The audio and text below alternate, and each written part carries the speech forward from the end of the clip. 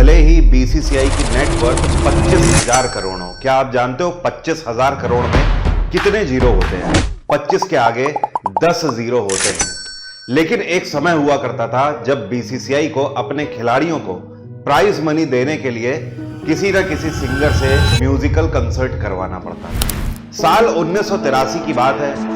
Final में भारतीय team जीत जाती है और उसके बाद जब अपने वतन वापस आती है तो सम्मान समारोह रखा जाता है। सेम उसी तरीके से जैसे कि अभी T20 वर्ल्ड कप 2024 का हम लोग जीते हैं और वानखेड़े स्टेडियम में 125 करोड़ की धनराशि भारतीय टीम को दी गई। उसी तरीके से अब वतन में वापस बुला तो लिया जाता है और सम्मान समारोह रखा जाता है, लेकिन कंगाल बोर्ड के पास पैसे ही नहीं है खिलाड़ियों को देने के लिए। ऐसे में कंगाल बोर्ड हमारा जाता है लता दीदी के पास और लता जी एक लाइव कंसर्ट ऑर्गेनाइज करती हैं जिससे कि अर्जित 20 लाख रुपए सारे खिलाड़ियों में बांट दिए जाते हैं, जो कि 1983 की टीम थी क्रिकेट की। बीसीसीआई की माली हालत का आप अंदाजा इसी बात से लगा सकते हैं कि उस टाइम के रॉक स्टार कप्तान कपिल देव, जिनको एक मैच का सिर्फ 1500 रुपया मिला करता था, इसके अलावा उन्हें डेली भत्ता 200 रुपया केवल मिला करता था। जी हां, आप सुनकर काफी चौंक रहे होंगे। आप बोल रहे होंगे आए ऐसी भी हालत हो सकती है। जी हां, एक टाइम पर इतना कंगाल हुआ करता था हमारा बोर्ड, जहां पर आज की डेट में क्रिकेटर्स एक लेविश लाइफ जीते हैं। आप विराट कोहली को जानते हैं जो कि एक मात्र इंस्टाग्राम पोस्ट के भी करोड़ों रुपए चार्ज करते हैं, लेकिन उस टाइम पर मुश्किल ही होता था कि कोई क्रिकेटर एक लेविश लाइफ भी जी पाए। आज आप ये भी देखते होंगे कि ना खाता ना बही, बीसीसीआई जो कह दे वही सही। लेकिन एक समय हुआ करता था जब बीसीसीआई के कहने पर मैच टिकट भी नहीं मिला करते थे। जी हां, 1983 का विश्व कप फाइनल जब लंदन में खेला जा रहा था तो भारत सरकार के कैबिनेट मंत्री सिद्धार्थ शंकर रे वहां पर किसी काम से गए हुए थे। उन्होंने तब के बीसीसीआई अध्यक्ष एनपीके साल्वी से मैच के टिकट का इंतजाम करने को कहा। साल्वी साहब ने क्रिकेट बोर्ड से बात की। मैच में ना के बराबर दर्शक होने के बावजूद भी इंग्लैंड के क्रिकेट बोर्ड ने क्रिकेट टिकट देने से मना कर दिया। साल्वी साहब ने इस बात को भारत की नाक का प्रश्न बना लिया। इन्होंने सोचा कि इंग्लैंड को छोड़कर बाकी जितने क्रिकेट बोर्ड हैं उनके साथ लॉबिंग करी जाए। साल्वी साहब ने इसके बाद ऑस्ट्रेलियाई cricket board, Pakistani cricket board, इन सब के साथ मिलकर लॉबिंग करी और इसका रिजल्ट यह हुआ कि 1987 के वर्ल्ड कप के लिए जब वोटिंग हो रही थी आईसीसी में, तो वहां पर 16-12 के अंतर से भारत के पक्ष में एक करिश्मा हुआ। जी हां, 1987 का जो वर्ल्ड कप था उसकी मेजबानी भारत को मिली। इससे पहले लगातार 3 विश्व कप की मेजबानी इंग्लैंड कर रहा था। ऐसा पहली बार हो रहा था दोस्तों इतिहास में जब क्रिकेट का वर्ल्ड कप इंग्लैंड के बाहर खेला जा रहा था। अब बीसीसीआई ने होस्टिंग राइट तो जीत लिए थे, लेकिन बीसीसीआई के पास होस्ट करने के लिए पैसा ही नहीं था। ये वो जमाना हुआ करता था जब दूसरी कंट्रीज जो कि किसी होस्ट कंट्री में वर्ल्ड कप खेलने आते थे तो होस्ट कंट्री उनको 20,000 अमेरिकी डॉलर का भुगतान करती थी। अब चूंकि भारत ने सबको अपने यहां वर्ल्ड कप कराने के लिए मनाया था, ऐसे में भारत ने उनको इस फेवर के बदले दोगुनी रकम ऑफर की। मतलब भारत ने हर एक टीम को 40,000 अमेरिकी डॉलर का भुगतान किया था। इसके बाद ही भारत के cricket ground maintenance, staff maintenance, cricket टीमों का ट्रैवलिंग एक्सपेंडिचर और उनके होटल के खर्चे का भी इंतजाम करना था। इन सारे अरेंजेस में बीसीसीआई को लगभग 20 करोड़ रुपए चाहिए थे। अब बीसीसीआई ने इस खर्चे को पूरा करने के लिए स्पॉन्सरशिप जुटाना शुरू किया। स्पॉन्सरशिप के रूप में उन्हें 20 लाख रुपए मिल गए। कहा 20 करोड़ रुपए का खर्चा, लेकिन 20 लाख से कैसे यह पूरा खर्चा वहन किया जाएगा। अब ऐसे में बीसीसीआई भारत सरकार के दरवाजे खटखटाता है। उस टाइम पे प्रधानमंत्री राजीव गांधी थे और उनके द्वारा 4 करोड़ रुपए बीसीसीआई को देने का आश्वासन दिया जाता है। अब सीन में उसके बाद आते हैं धीरू भाई अंबानी। जी हां, क्योंकि पैसे 20 करोड़ रुपए चाहिए थे, अभी तो केवल 4 करोड़ का ही इंतजाम हुआ है।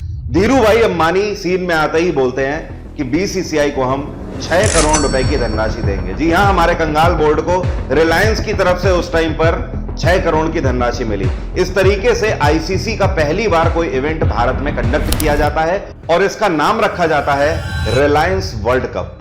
बीसीसीआई ने टूर्नामेंट भले ही कंडक्ट करा लिया था, लेकिन अभी भी बीसीसीआई की स्थिति कुछ खास अच्छी नहीं थी, क्योंकि बीसीसीआई को दूरदर्शन को हर एक मैच के प्रसारण के लिए 5 लाख रुपए उस टाइम पर देने पड़ते थे।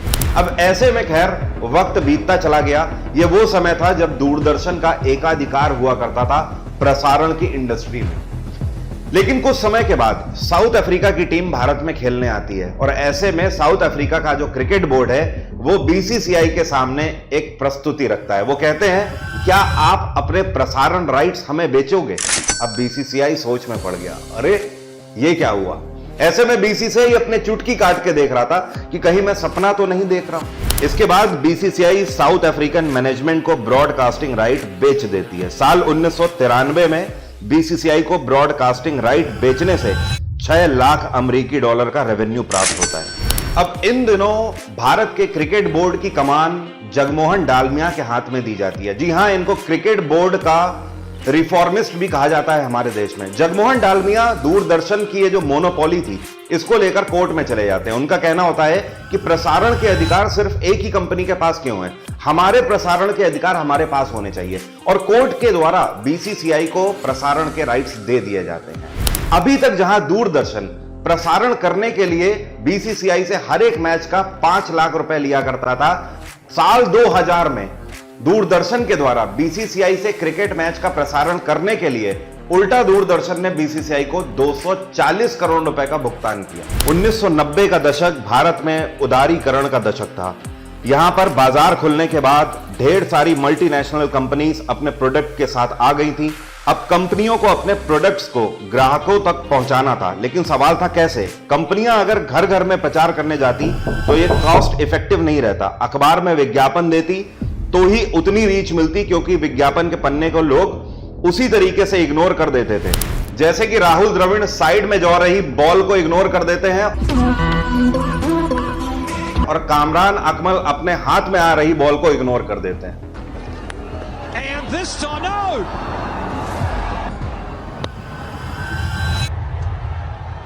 ऐसे में कंपनियों को भारत में एक चीज दिखती है जिसका स्वाद हर धर्म का और हर उम्र का इंसान लेना चाहता था। जी हां, यह चीज थी क्रिकेट। कंपनियों ने क्रिकेट मैच के दौरान अपने प्रोडक्ट विज्ञापन दिखाने शुरू किए और इन्हीं विज्ञापनों ने बीसीसीआई को माला माल कर दिया। लेकिन बीसीसीआई ने मेन करवट बदला साल 2008 में। जी हां, जब पहली बार आईपीएल का प्रसारण किया गया। यह वो समय था जब आईपीएल लॉन्च करते ही बीसीसीआई के ऊपर मानो छप्पर फाड़ के पैसे की बारिश हुई। दोस्तों, आईपीएल की कमाई का अंदाजा आप इसी बात से लगाइए, एक सामान्य आईपीएल मैच के दौरान 10 सेकंड का जो विज्ञापन आप देखते हो उसके लिए 19 लाख रुपए का चार्ज वसूला जाता है। तो वहीं फाइनल मैच में यह कॉस्ट 25 लाख रुपए तक हो जाती है। और जब कभी भारत और पाकिस्तान का मैच होता है तो यही कॉस्ट बढ़कर 30 लाख रुपए तक भी पहुंच जाती है, क्योंकि इन विज्ञापन कंपनियों को पता है कि भारत में दर्शक किस तरीके के मैचेस देखते हैं। इसके अलावा आपको बता दूं, किसी भी टूर्नामेंट में सबसे ज्यादा पैसे तब वसूले जाते हैं जब भारत का मैच होता है, क्योंकि पूरे दुनिया में सबसे ज्यादा क्रिकेट को देखने वाले दर्शक भारत में ही मौजूद हैं। एक और इंटरेस्टिंग बात, दुनिया की कोई भी क्रिकेट टीम हो वो भारतीय टीम के साथ आज क्रिकेट खेलना चाहती है, क्योंकि उन्हें साफ तौर पर पता है कि इससे क्या होगा, धन की वर्षा होगी। यही कारण है कि दुनिया का हर एक क्रिकेट बोर्ड आज ये चाहता है कि उनकी कोई ना कोई सीरीज भारतीय टीम के साथ लगाई जाए। क्रिकेट में ब्रॉडकास्टिंग राइट के अलावा बीसीसीआई टाइटल स्पॉन्सरशिप भी बेचती है, जैसे कि टाटा आईपीएल हो गया, वीवो आईपीएल हो गया या हीरो होंडा कप हो गया, एक्सेट्रा एक्सेट्रा।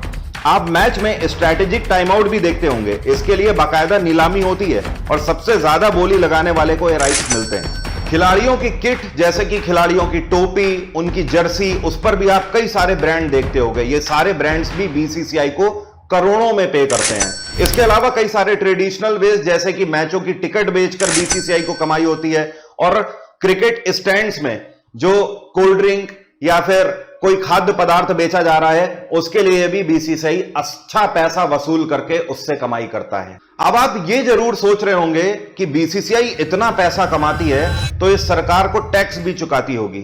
तो आप गलत हैं, बीसीसीआई कोई टैक्स नहीं चुकाती है, क्योंकि जब इसकी स्थापना 1928 में करी गई थी तो यह ट्रस्ट के बेसिस पर स्थापित किया गया था और भारतीय कानून ट्रस्टों को छूट देता है टैक्स में। हां, आईपीएल से होने वाली जो कमाई है उसका टैक्स बीसीसीआई जरूर भारत सरकार को पे करती है। बीसीसीआई मैचों के ब्रॉडकास्टिंग राइट बेचकर जितना पैसा कमाती है उतना तो हमारे देश में कई राज्यों का बजट भी नहीं है। आपको ये जानकर हैरानी होगी 2023 से लेकर 2027 तक के प्रसारण राइट्स बीसीसीआई ने $6.2 बिलियन में बेचे हैं। जी हां, दुनिया के कई सारे ऐसे देश हैं जिनका इतना जीडीपी भी नहीं है। अब जाते जाते आपको बीसीसीआई के गठन की भी कहानी सुना के जाता हूं। 20वीं शताब्दी में जब उस टाइम पर आईसीसी को इंपीरियल क्रिकेट कॉन्फ्रेंस के रूप में जाना जाता था, उस समय पर भारत का अपना कोई भी बोर्ड नहीं हुआ करता था।